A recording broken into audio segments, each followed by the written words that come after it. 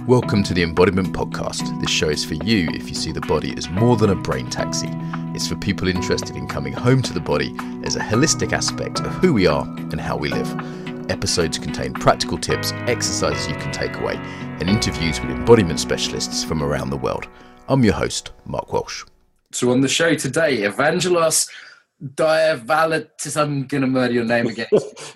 Diavolitsis. Diavolitsis, Kalimera. So welcome to the show today. Joining us from Canada, despite the bit of Greek there from everyone. He's a Five Rhythms dance teacher. Probably say what that is in a bit. We're going to look at money and also Dharma and meditation today. So Evangelos, welcome. Thank you. Great to be here. Happy to be here. And what is your journey with the body? How did you get interested in working with the body? I was somebody that spent a lot of time out of his body, meaning that I had spent a lot of time traveling and exploring different things and exploring what is beyond the body. And I started meditating a lot. And when I would meditate, I sometimes wouldn't feel my body or would leave my body and not know how to come back to my body. And I noticed that I'm a thinker. I come from a family of philosophers and thinkers, and we were in our head a lot. And one day I went to see a shaman, and he said to me, "Do you like to dance?" And I said, "I love to dance, but I had only ever danced like Greek dancing. I was in a Greek dance group, or I would dance when it was a social event." And he told me to call a number, and I called this number. Back then we didn't have the internet. And I went to a Five Rhythms class, and it was one of the first times I actually ever felt my body. I wasn't sure what happened because the teacher didn't say a lot. They just played music, but the music was structured in a way where I could feel parts of my body I'd never felt before, and it felt joyful. And I went, wow, this is a new kind of joy. It wasn't such a head joy or a head trip. It was more like a physical bliss. Mm. So let's help me. I've been introduced to you just recently. I'd love to place you a bit geographically as well. So you grew up in Canada or Greece? I grew up in Toronto, downtown Toronto, Canada. Great. That's where I first discovered movement and meditation. I have dual citizenship. Both my parents are Greek immigrants. And I've spent a lot of time in Greece, and I travel there and live there for extended periods of time. And I think of myself more of a global citizen. So I do live in Canada right now. I live in Calgary, Canada, just on the other side of the Rockies. And but I spent a lot of time traveling and out of the country. Great. I think you're the first Canadian we've had on the show as well. I think it's the third, or usually with Australia, third and fourth biggest, or even third and fourth biggest audience for the podcast. And I just realized today we had all these people on, no Canadians, I don't think yet. So welcome, or any Greeks. So, you're flying those flags, even if you're an international man of the world. Culture's kind of something we talk about a lot here. So I'm always keen to sort of understand people's kind of cultural background and in whatever complexity that's in. I just made a joke recently, and I said, what do you get when you cross a Canadian with a Canadian-born man with Greek heritage? And the answer was an American. I was thinking a polite argument. That would have been my response to that. But okay. So we're gonna get the A's out and the Malakas out. That's good. So for rhythms, for people that are new to that haven't heard that term, I refer everyone listening to Adam Barley's podcast, who was on before as a Five Rhythms teacher. But give us a brief overview. What is the Five Rhythms? Well, the Five Rhythms is a map. And it's a map. It's a map that represents the nature of being in a body, similar to the hero's journey, that we're moving through this circular map, which really has no beginning and no end. But traditionally, the map starts with flowing, which is related to the earth. How do we inhale life? How do we find the the earthiness of life. How do we begin a journey? And when we begin a journey, we're full of hope and anticipation and curiosity. And then we start to build this momentum. And as we build this momentum, we start to build fire and excitement.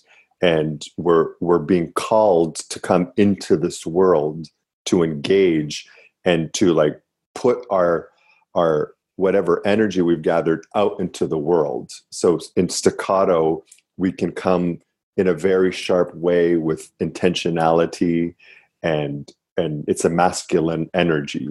So flowing is related to the feminine and the earth. Staccato is related to fire and the masculine. And in this world, we live in duality where there's the masculine and the feminine fighting for control and fighting to come to some type of peace or agreement or understanding or synthesis or alchemy. So when different energies are coming into our bodies, we can call that chaos. Recently I've called chaos intensity. So when the intensity comes in, how do we dance? How do we move through the chaos of life? And many of us are trying to control life. And what the 5 rhythms have taught me through chaos is I can't control 7.5 billion people. What I can do is learn how to dance through 7.5 billion. I can learn how to dance through an infinite past and an infinite future and learn to be present no matter what is arising. So the rhythm of chaos is where we're working through our resistance and our inability to surrender. It's the rhythm where we're trying to let go of control. And trying to let go of control is like trying to fall asleep. It's it's very hard to do. It's only when you let go of letting go that there's a feeling of surrender and resolution, and we find the lightness of our being. That's lyrical. So in lyrical, it's wow, what was that whole journey about? And what is coming through my system right now? And so there's a feeling of being plunged to the heavens and then gently drop to earth. And then from lyrical, which is the rhythm also of vulnerability, there's a sense of stillness that starts to seep in where we're okay with what is. Most people aren't okay with life as it is. We're constantly trying to change it. But in stillness, we see that there's an inner world that determines how we react to the outer world. And if we don't make peace with our inner world, our outer world in a way is always usually confusing, and it almost seems like an enemy to us. And so in stillness, we make peace with ourselves and peace with others. And so this is a medicine wheel. So flowing, staccato, chaos, lyrical, stillness, flowing, staccato, chaos, lyrical, stillness. Gabrielle Roth, my teacher, she created this really beautiful naming system so we can learn where we are on the map, how and where we get stuck. And one of the things she would say is, you need to work the 5 rhythms before the 5 rhythms work you. So there's a place where we all get stuck on that wheel, and there's a place where we all like to enter the wheel, right? And so it's a really beautiful system, because what I've realized is I'm full of patterns. Mm-hmm. And it's hard to change a pattern unless you name it. And that's why the 5 rhythms globally is very popular and well received, because it gives us a language to invisible energy. It's not that popular, to be fair. I mean, I wish it was more popular. I dance it myself and really like it. And I didn't know that this map was like this. At first I was just going, dancing. I was just told, follow your body, move freely. And I realized there was sort of different types of music that were going on, and gradually realized there was sort of, it's called 5 rhythms. And one day I went, it seems like it's 5 sort of main types of music going on here. And I love the freedom and the freedom of it, and the kind of following myself in that. And, there's other maps of cycles. We use a seasons map in one of my trainings. And it's really nice to have this map of movement and change, because, that's what life is, right? Movement and change. So, and as you say, people, myself included, get stuck in different parts, or we have a preference. So, you know, some people like the beginnings or the ends, or they like the kind of full-on intensity. And we can really fuck us up, can't it? To be like, okay, life's moving, and I don't want to. That's right.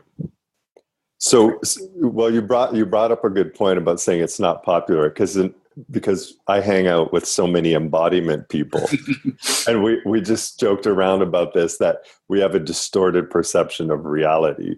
But you're right, in the mainstream world, it's not known. And one of my missions in life is to get more people moving, and not preaching to the converted, but sharing this wisdom that's helped me alleviate some of my struggles in life, and bringing it to offices or the suburbs or to communities where people are looking for ways to bring peace and harmony in their life, and also cultivate creativity and expression and new ways to communicate. So yeah, I'm really passionate about that. That's why I'm excited to be on this podcast, because I do feel that this embodiment world, and specifically I'm talking about conscious dance, I want it to be as big as yoga, which I believe it will be one day. My prediction is 5 years from now. Okay, let's go into that. That's great. So, you know, I go down the road to this old church, and there's the same, you know, sort of 30 to 50 kind of wonderful hippie friends of mine dancing, and there might be a few kind of new people each week. There usually is, you know, sometimes some young dancer girls who have heard about it, or someone's been dragged along by a boyfriend or girlfriend. But, you know, it's pretty good community. It's one of the things I like about Fire Rhythms. It tends to have a tribe, a community, of fairly consistent people. And my whole life work's been about bringing the body into mainstream environments. And I've seen some martial artists make that transition into sort of corporate work, for example. Yoga is now incredibly spread into all different environments, even though some people talk about its commercialization. I mean, it's everywhere now. You know, it's schools and parliament even. I've got a friend that's doing work yoga in parliament, prisons, it's everywhere. And it strikes me that Fire Rhythms and the conscious dance world more broadly is maybe one of the harder things to bring into the mainstream. And of all the sort of disciplines of like yoga and meditation and dance and martial art, I think it's the embodied discipline which has been least successful in going mainstream. And my first question is why? And we can maybe bounce that around a bit. And the second question is like what to do about that, because I'm totally with you that the world can move. So why? Well, there's like multiple layers to this question. Is one of it is just simple logistics. In order to create a really vibrant conscious dance community, I need a large space. And they're not so easy to find these days. Yoga, you just need a little mat, right? That's right. A lot easier just in terms of the finances. That's right. And in terms of, okay, so there's the logistics of it. And you need also a certain number of people. It's like putting logs on a fire. You need a certain amount of logs to create a really hot fire. In yoga, I do yoga by myself and I get amazing results. Now dancing, I can dance by myself, but one of the things in terms of how I've learned to dance is there's the journey alone, there's the journey with other, and there's the journey with the group. So there's these three layers. And so we live in a highly individual-oriented world. We're individualists in the West. Well, actually, and in some ways in the East, but I won't go into that.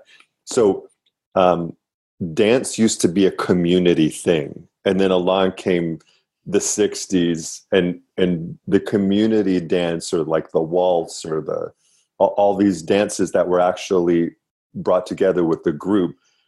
They were kind of thrown away, and it became about the great individual. If you look at those Woodstock hippie movies, nobody's dancing with anybody else. Like they're dancing and watching like Jimi Hendrix, but they're dancing alone. It's just me and the music, right? So there's a sense of I'm just doing this for me. But in terms of the practice, and the 5 rhythms is a practice, is there's a call to engage with others.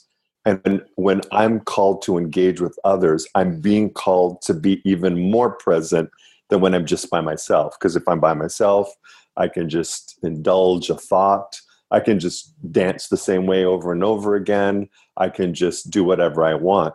So it's an increased layer of intensity and an increased layer of consciousness. So there are people, and I know this is going to sound crazy, that don't want to be conscious. So for example, in yoga, I'm just by myself and I'm cultivating awareness in linear ways. Yoga is about following the line in the breath.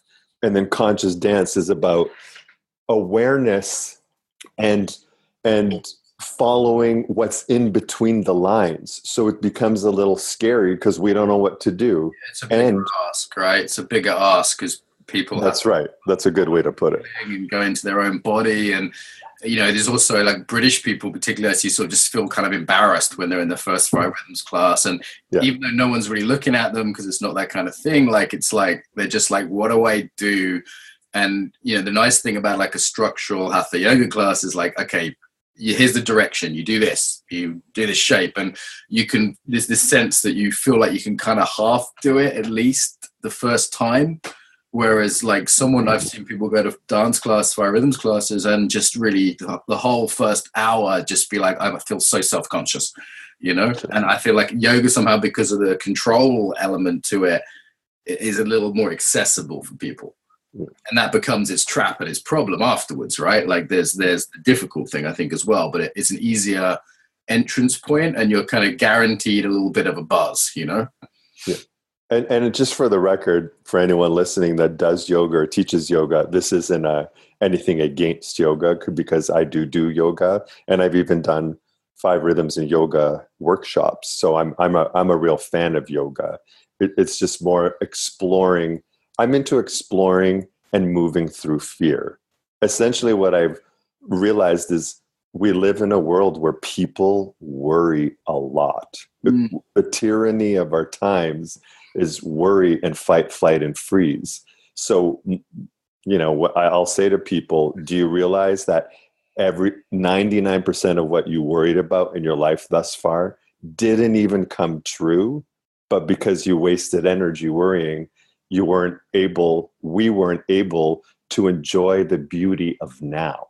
So for me, part of conscious dance is working through fear. And I'm going to say this straight up. If you aren't working through fear, it isn't conscious dance. So a lot of dance practices, they just chase bliss, which is fine. I'm all for that, right? But for me, bliss is a result of moving through fear. It's unraveling. By unraveling the unconscious, we unravel the light. So that's where it's a big. I like that what you said. It's a big ask, because people are like, "Hey, let's go dance."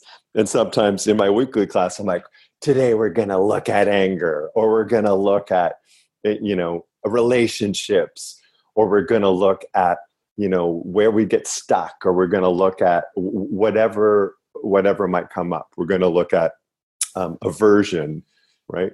And people are like, "Oh my God, I thought this was a dance class." I just want to relax on a Wednesday night after a hard day's work. And it's the same with I used to do a very deep, regular embodied yoga practice. And it was just like, people were like, "Look, it's Monday night. I've just been working all day. I just want to relax. I didn't sign up for this. I didn't know, didn't know what I'm getting into." And as you say, there's the social fear with dancing as well, Absolutely. There could be sexual kind of fears there, but then there's also just the like, do I look stupid? Whereas in yoga, it's kind of like you can kind of, there's still some of that, but there's the way in which you can kind of hide in the form because you're just doing the same as everyone else. So you don't have to be exposed in that same way as when you go, okay, I don't know what to do because there is no instruction given here. And, I grew up in a family where everybody loved to dance. So dancing was just normal for us. And one of my most profound memories I have of dance growing up is going to a big fat Greek wedding. And there was 600 people at the wedding. And there was, this is a bit of a funny story, is that there was a fight in the parking lot at the wedding. And the fight was that there was some sexual tension between the bride and a former lover. So the groom got into a fight with her former lover, and they started beating each other up in the parking lot. It sounds like an Irish wedding tradition. Yeah, we go for that too. And so we broke up the fight. I think I was like 22 years old or something like that.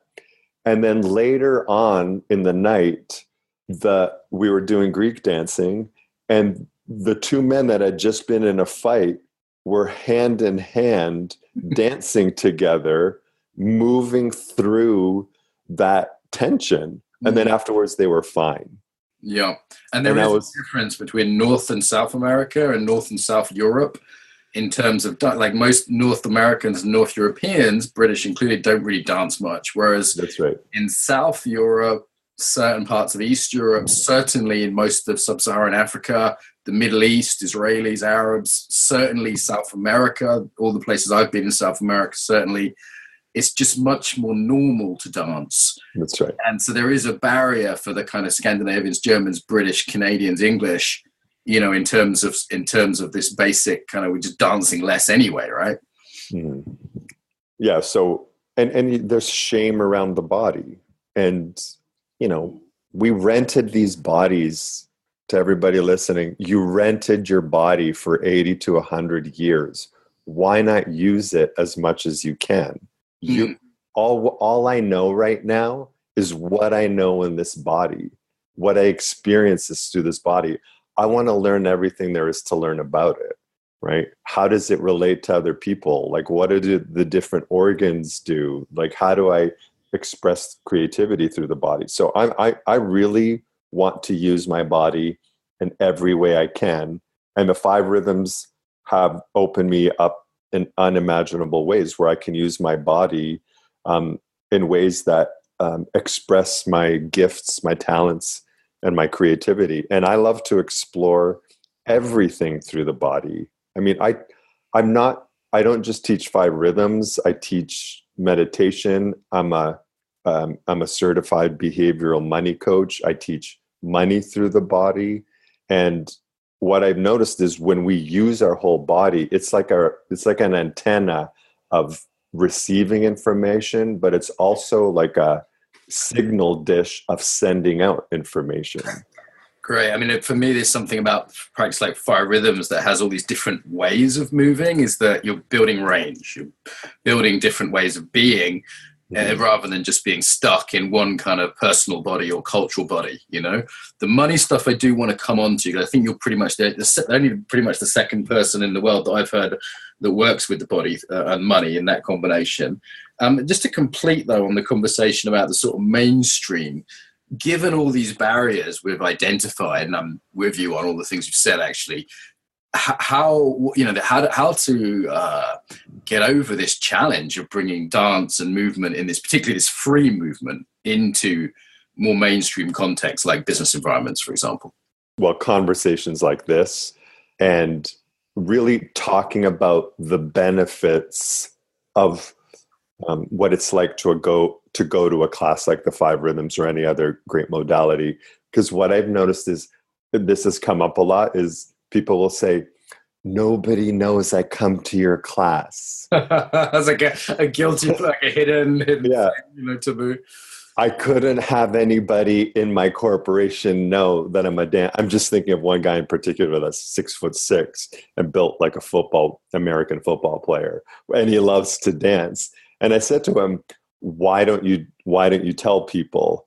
And he said, well, one of the things that comes up for men is this, in North America, is some type of association to homosexuality. Yeah, only gay men dance, and straight men only dance to bang chicks, right? That's the kind of thing that's out there, right? And so it's just to move people along from these stereotypes and generalizations is for me really important. Is what do you use to fall in love with life?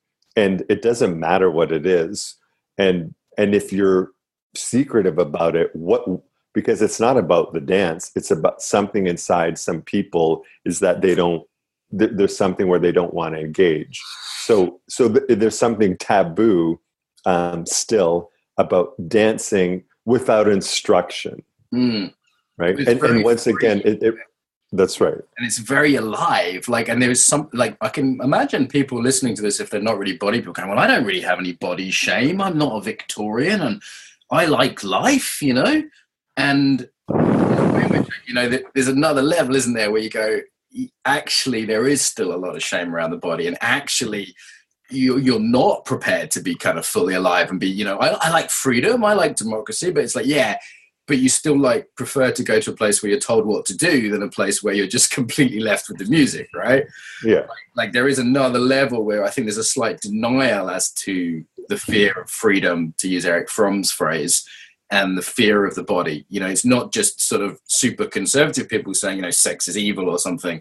There's a much more, they're like 10% in the UK, but there's like 80% who are, it's a more subtle type of sort of shame and disembodiment. Yeah. And, you know, people are asked to engage.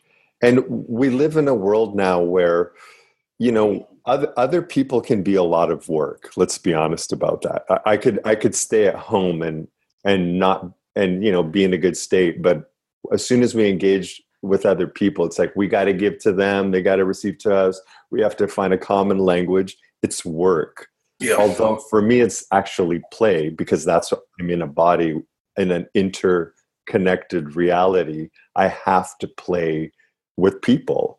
And so this, for me, it's letting people know that you can work things out on the dance floor. It's because you can't transform your reality unless there is a stable container within which where we can explore and do that work. Talking about a dojo, you're talking about a shala, you're talking about a place where it's safe to be able to explore, you know, in this case, you're about relationship, right? Because life's too consequential, life's too random. This is a place where you can go, okay, you know what? I'm going to be chaotic, but I'm not going to lose my job and my house. You know, I get to kind of actually learn, you know, for me as a control freak, you know, chaos is about learning surrender. Yeah. And it's like, okay, I can do that here. And it's less risky than suddenly just, I don't know, wrecking my finances or something. That's right. That's right. And, you know, that's why I said before too, like the larger the class, the increased complexity and variables. So the bigger the class, you'll get like the really shy person that you don't know. I remember for me in the beginning, if somebody was really shy, and I'm quite extroverted, I didn't know how to dance with them. And so I would get shy and weird. So I'm like, how do I dance with a really shy person? I have no idea. So we start to become more intelligent. So human beings are the most intelligent species on the planet. I know that could be argued, but from my understanding, we're intelligent because we learn from other people. We're the best mimickers. Like human beings are incredibly complex. So just managing yourself is a hell of a job.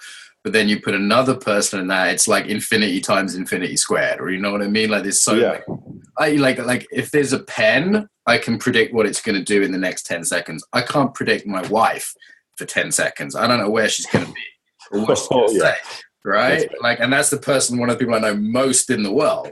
So it's like the level of complexity suddenly ups, you know, like there's a different, like sparring in martial arts is so different from form practice and so much more challenging and interesting to me because of the level of complexity, which also makes it scary, right? Like the yogis don't have to worry about that. That's right. Well, yes, but a real for me, an advanced yogi, if you're a beginner yogi, you renounce the world. That's the beginner path. Then later on in the path, the advanced yogi has trained, stabilized the inner stillness, and they go out and they play with life, but that inner core is not moved. They're just playing and moving forms back and forth, right? So I always say to people, like, okay, you're a meditator, okay, you're a yogi, let's put it to the test.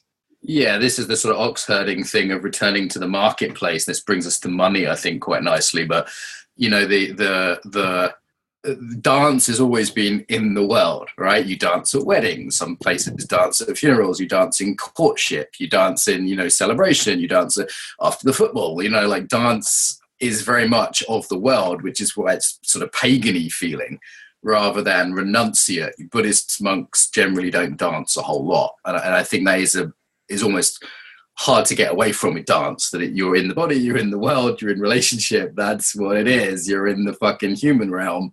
You're not in the God realm. Let's talk about money, because you're the first person we've had on, which in itself is interesting, right? You're the 79th guest I think I've interviewed for the podcast, and almost none of them have talked more than for 2 minutes about money. And that's weird, because we've talked about sex, parenting, death, philosophy, we talk about everything. Yet money seems a massive taboo, particularly amongst alternative communities. Well, it's an unexamined area of human consciousness, and you're right. It is the most taboo subject of all time. Yep. People talk about their sexuality and sex in all the time, and then once I mention money, it's like there's a glaze over. So this was about 10 years ago. A bunch of teachers were in Germany, and we said, somebody was saying, oh, you can teach a movement workshop, a 5 rhythms workshop about anything. And I said, yeah, even money. And when I said that, it was like everyone looked at me. There was a blank look on, and this was about 10 people on their face. And then somebody changed the topic. Yep.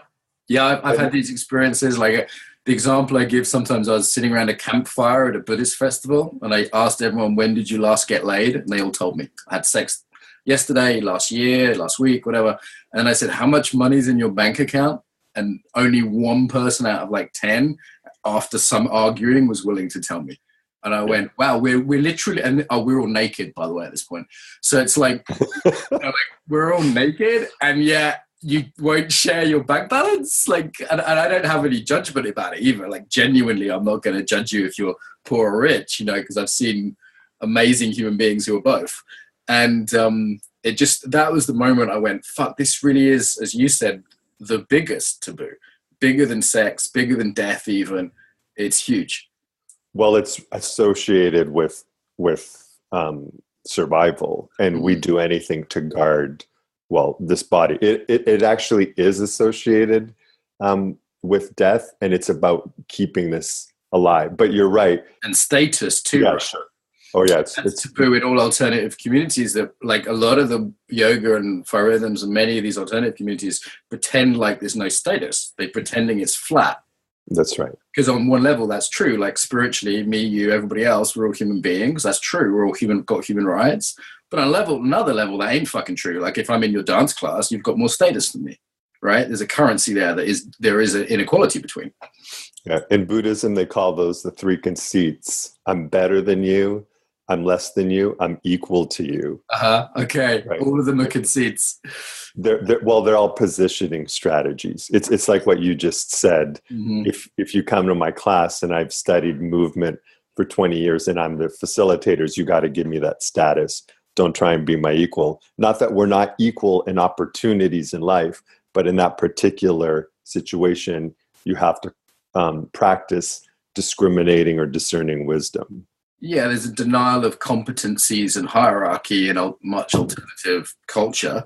And I think it came from a really beautiful, good place of, trying to even things out and, trying to connect, because those things don't always help with connecting, do they? But it also denies reality.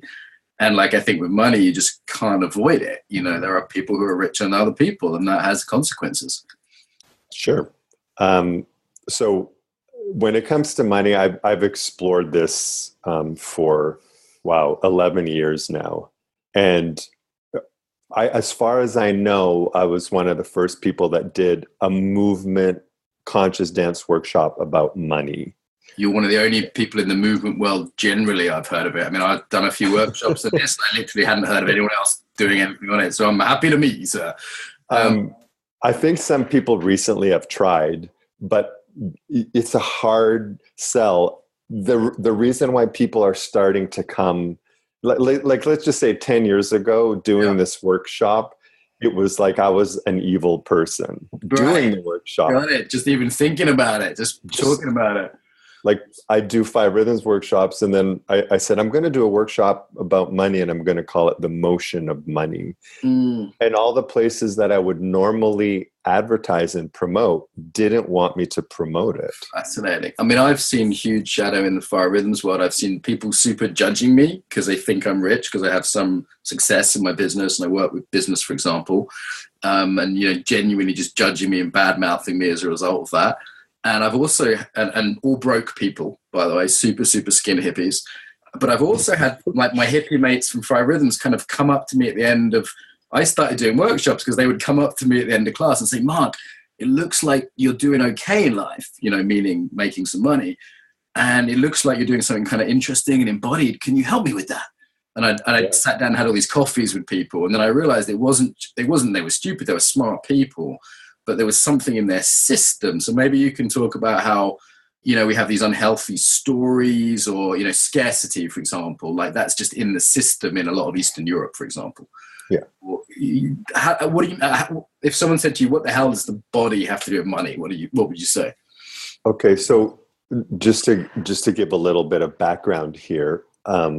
So as human beings, we've been evolving for millions and millions of years and learning how to be on this earth plane. It's like, and constantly trying to improve our situation. In terms of money, well, money's been around for about 17,000 years, but it's only in the last 300 years, so 300 years ago, that the whole planet said, we're going to use money to trade goods and services. Money originally was created as a symbol for trade to make our lives easier. So in the last 300 years, money has become the thing, like our God, the thing we covet the most. And I'm not saying you and I, but I'm saying as a planet, because it's associated with our survival.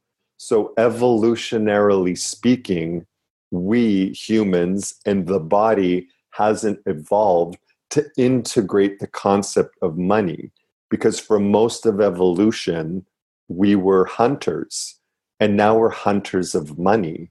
But it's such a new energy that we don't have that cellular memory, because it's fairly new, to learn how to be with it, to learn how to dance with it, to learn how to use it as an ally. And so people project their stories onto money, which is an invisible energy, because they haven't learned to manage their own energetic body, emotions, mind, and spirit. So they're putting it out on money. And because money is so intricately connected with survival, it puts us into a fight, flight, and freeze response. Yeah, I mean, I've seen this. I'll just pass around a wad of cash on my workshops, and then as people pass it around, I'll say, "How are you breathing?" And literally 9 out of 10 people, including populations that have done a lot of personal growth and meditation, will say, "Oh, my breathing's contracted. You know, I was holding my breath, or I let my breath out in a different way." They're basically going, just holding some money.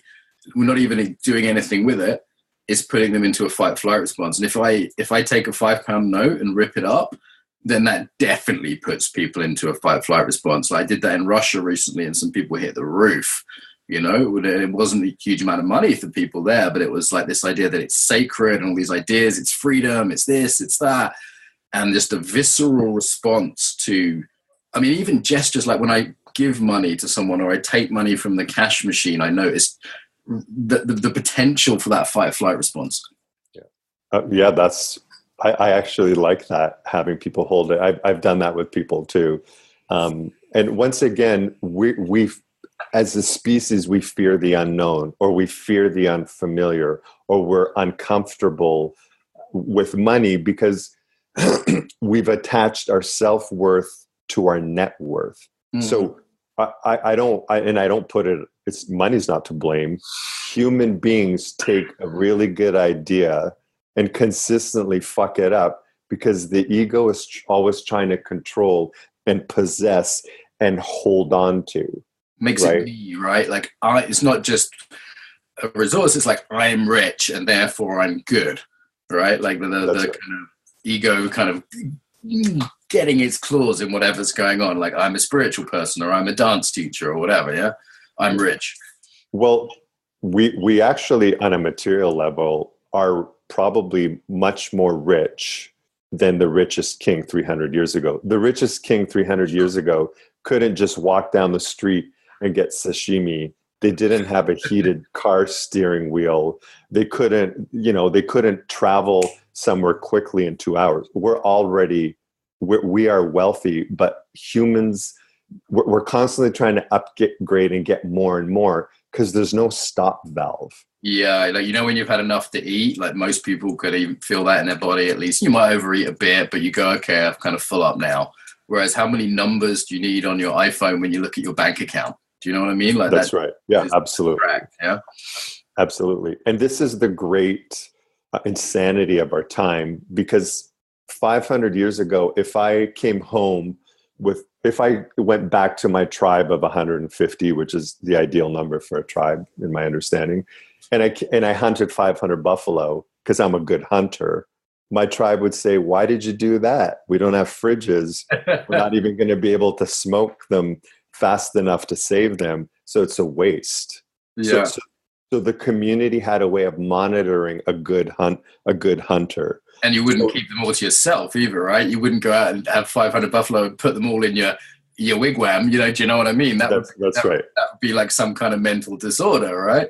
That's right. And now we have people that they're great hunters of money, and they'll just hoard 10 billion, 50 billion to themselves. And so, that in a way, things are out of whack. So one of my intentions for these movement workshops around money is that I want more conscious people who, if they are in a state of love, to have more money, because imagine what they would do with it. Yeah, this is a disempowerment, this sort of Christian idea and Buddhist too, that you're a better person if you're poor. Like, good people aren't rich, rich people aren't good. That's an implicit idea in across all the Judeo-Christian cultures. And that's profoundly disempowering. I mean, it's like saying, okay, all the spiritual people now get 1 vote and all the non-spiritual people get 10 votes in the next election. Like, that's fucked. And it's the same with money. You're just saying, I'd say 90% of my Fire Rhythms friends are broke. And it's like having 1 vote when the guy next door's got 10 votes. And if you want to make the world a better place, that just doesn't make sense. Absolutely. I'm going to say this to you because I've coached people in the UK and people from the UK. I haven't done the money workshop in the UK yet.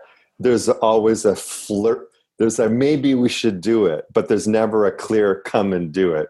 So historically, you have a very vast and extreme class structure, similar to India, right? The caste system the class structure. Thing everyone knows about, but it's taboo. You don't talk about it, Right. But because you said you used the number 90%, I actually believe it's higher in the United Kingdom than in other places. Don't get me wrong; it's still high in a lot of places. I had Americans say to me, "Hey, buddy, what's your salary?" And I'm like, "It's none of your business." It's done. I think it's even more taboo here in many ways. But I think alternative communities across the globe struggle with this. And in yoga, there's this weird schizophrenia around money, where people are either you have to be broke and then be poor, or they're like super commercial and kind of ripping everyone off. There's this kind of weird shadow that can go the other way. And you do see that with some teachers as well in alternative communities. They end up being super, super greedy. That's another, the sort of flip side of it. I see this sort of, when I used to deal drugs with hippies, you used to really see that a lot. Like the greediest people were the hippie drug dealers and not the kind of regular Joe drug dealers. Well, you bring up a good point about renunciation, and if I'm poor, somehow I'm more connected to God, or the divine, or the awakening principle. Is that in some of the more monastic traditional Buddhist paths, you renounce the world, you go to the monastery, you just check out, and that's a training. It's not necessarily meant to be for an entire lifetime, but a period of time. and in the, once again, in the more advanced paths, you renounce renunciation. You, in other words, you embrace life. You play a game of life, and so these are called the 10 fetters that fall away on the path to awakening in the Vajrayana system. And so the path of awakening, it's not what you get, it's what you let go of. So they've laid them out in 10 steps. Number 6 is you let go of clinging to a material existence. That's the renunciate path. Step number 7 on the path to awakening is you let go of clinging to an immaterial existence. You don't, because rejecting money is the same as obsessing about money. The power of money is to stand in the middle of this energy that the humans created. We created money. And it's, so to reject it is basically to reject our humanity. So our job is to neither obsess about it nor reject it, but stand in it and know when to use it, know when to save it, know when to spend it, know when to invest it, know when to give it. That is wisdom. Yeah, and renunciate paths can be very useful for a time. Like, in Thailand, I think a man isn't considered particularly marriageable until they've been a monk for a few months, just to get their sex drive under control. And, I've been celibate for a little bit. It can be helpful. Giving up drinking for a bit can be helpful to look at your relation. At the moment, I'm fasting. I'm 2 days into a fast. And it's really interesting because I'm like, I can't keep rewarding myself with food or using food emotionally. So it's really revealing to be renunciate for a bit. But as you say, that can become another attachment. Though sometimes I'm a little suspicious when I hear kind of like wealthy Californian teachers talking about, hey, it's not about being poor, it's about your relationship to it, and then they get in their Porsche kind of thing, Like this, I think there's another, how can I put it? Sometimes it's a very convenient stance to have. That, it's not about being poor, it's just about being non-attached, right? Like sometimes I don't quite believe it when I hear teachers talk about that. It's something that just seems a little bit too convenient. So the question is, well, okay, like anything, there's extremes, right? There's, you might say, oh, I'm not attached, but your whole identity is wrapped up in money. Once again, I don't know these teachers that you're referring to, but there are people that can't be happy without having, their material goodies around them. And they're driven by that. And that's for everybody to work out for themselves. Because at the end of the day, we're all going to die, and none of these goodies, you can't take it with you. We're not going to take them with us. So here's one. So we're on the wealthier end of the spectrum in terms of the world, right? I mean, even a relatively poor guy in Canada is doing okay in Ethiopia, and we are the 1% in a way. And how is it when you have money? Because that can come with that, can come like guilt and shame. One thing I've noticed, times when I've been sitting in business class and then, some pregnant woman walks by me and I'm thinking, God, what am I doing here? This can be guilt with that. Or there can be a hardening. Like I notice in my own body, sometimes I walked past a homeless guy last night and part of me is like, wants to be like, fuck you. How dare you? Like make me feel bad about this. Do you know what I mean? There can be like a hardening around it that justifies that inequality. That's like, no, I'm better than you. And I don't want to feel what you're making me feel. So we can focus on how it is to be poor and have that side of things. But what about when you've got some money? Like for me, there's like, I've been getting the last 3 or 4 years, new somatic challenges than I did when I was broke. Does that make sense? Mm-hmm. I'm sure you already know this, but nobody can make you feel anything.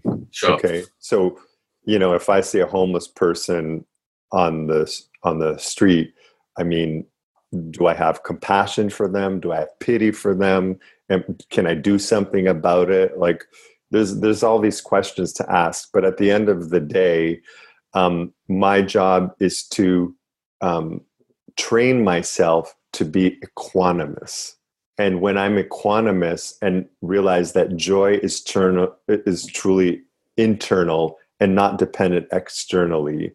Once I train myself to do that, then I can be of service. And the way I'm of service can show up in so many different ways. So do I help homeless people? Do I go to travel to Ethiopia? Whatever it can be. But until every person learns to sustain themselves and learns how to live in this body and nourish this body and this mind, we're useless to other people. So if you feel guilt about a homeless person on the street, I mean, the mirror to you might be that you're afraid of being homeless on the street. And so they're your, in the way, they're your guru. They should feel sorry for you because they have just triggered a guilt, fear, worry response in you by just sitting there, just on their cardboard, just doing what they need to do. So then for me, the question then is, what are you holding on to? And so that becomes an advantageous exchange, right? So for me, in terms of my job to remain equanimous, is I have to notice in my training, where am I subject to praise and blame, loss and gain, shame and fame, and pleasure and pain? These worldly winds knock us around from living in the present moment. Because when you're if you train yourself to live in the present moment, that's true wealth.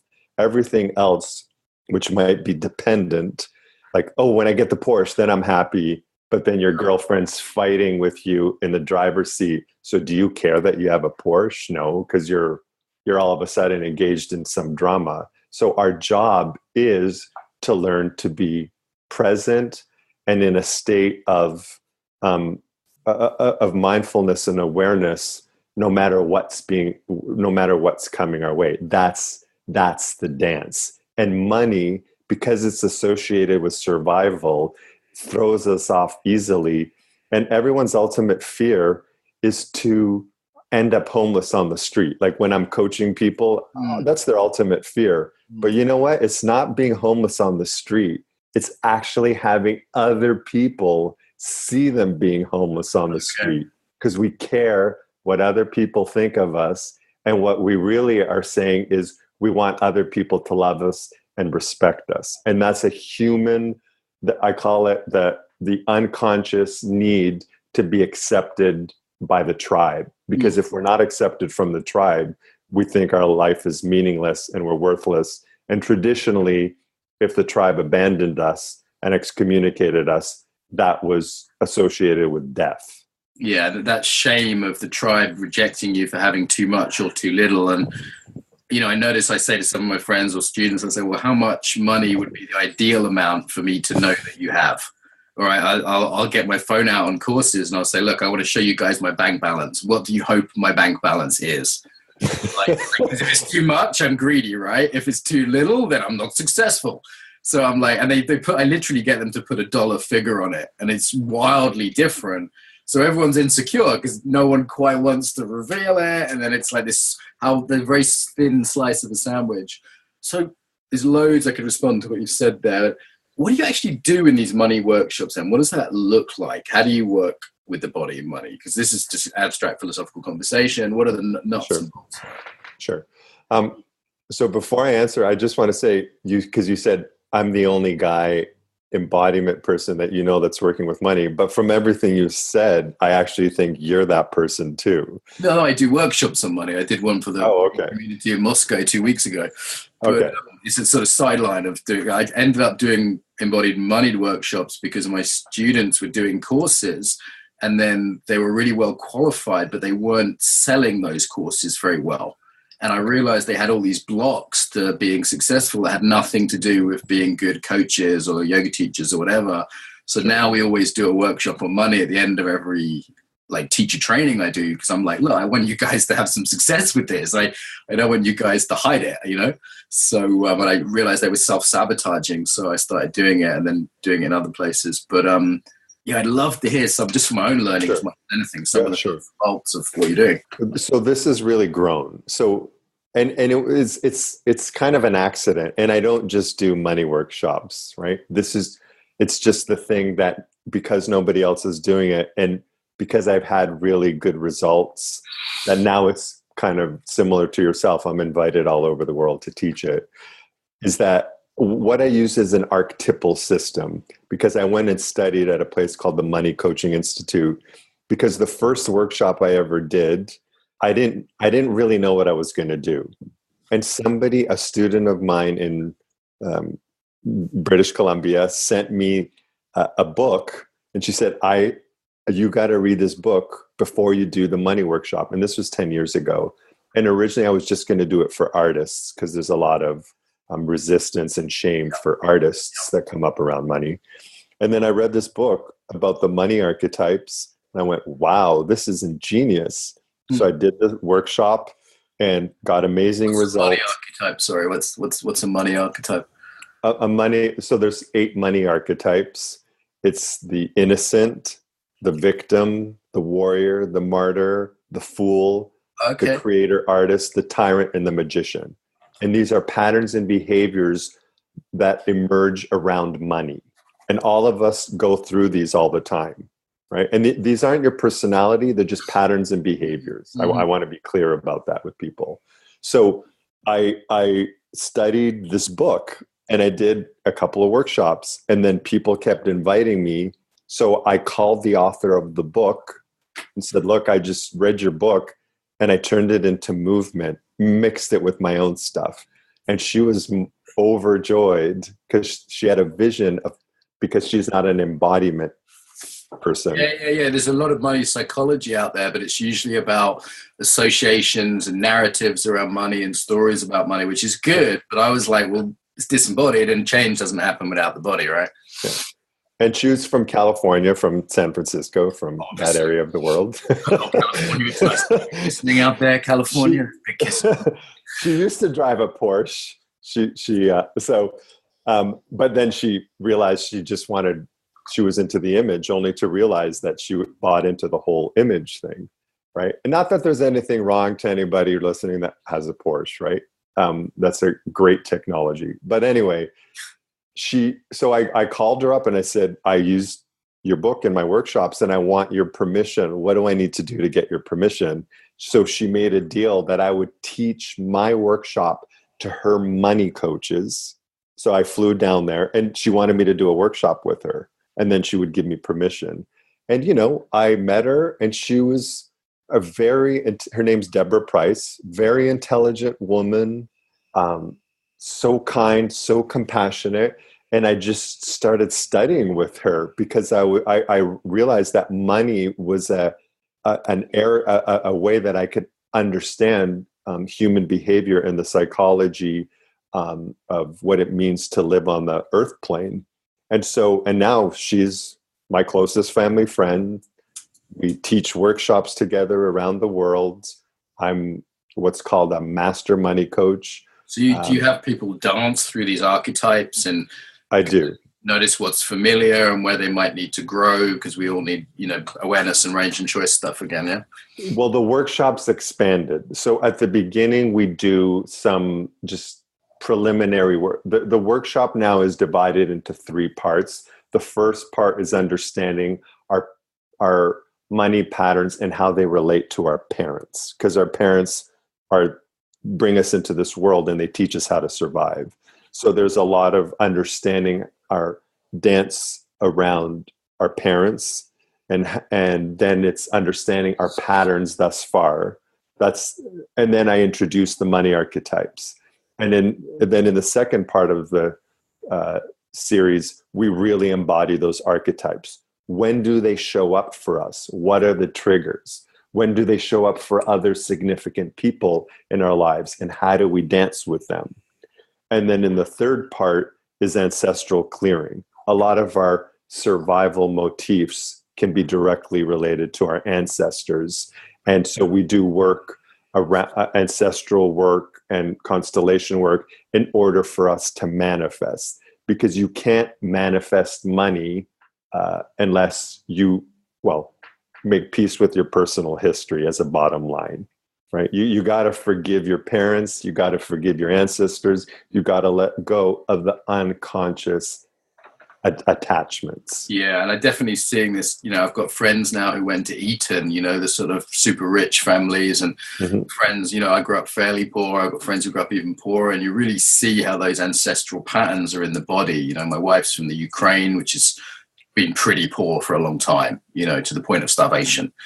And it's you really seeing some of those ancestral patterns and coming to terms with those. It's, from an Irish immigrant family where my 2 generations ago, and then 100 generations back, we're just working on the land and, fishing to survive. And then all of a sudden it's like, now I'm running an international business and we're dealing with something we just weren't evolved for, as you've said. There's a lot of stuff there. So with these workshops, one of the things people come to is a realization that they don't really have money issues. They just have unconscious issues they project onto money. And once we make the unconscious conscious, then we have something to work with. Recognition is the first path, the first part of the path to letting go. So we really go on a journey, right? And then people leave these workshops seeing money as fluid, alive, creative, energetic, transformational, and really attached to nothing. Right? It's a symbol. Freedom there. Yeah, there can be a real freedom there, because you say if you can't be rich or you hate money, there's no freedom in that either, right? Like I used to think I was more free around money, but actually I feel far more free now. Listen, I'm sad, but it's time to wrap up pretty soon. Like, we could do a whole nother podcast on money. If you know any other good money body people, then send them my way, because I feel like this subject deserves a few different voices, out there.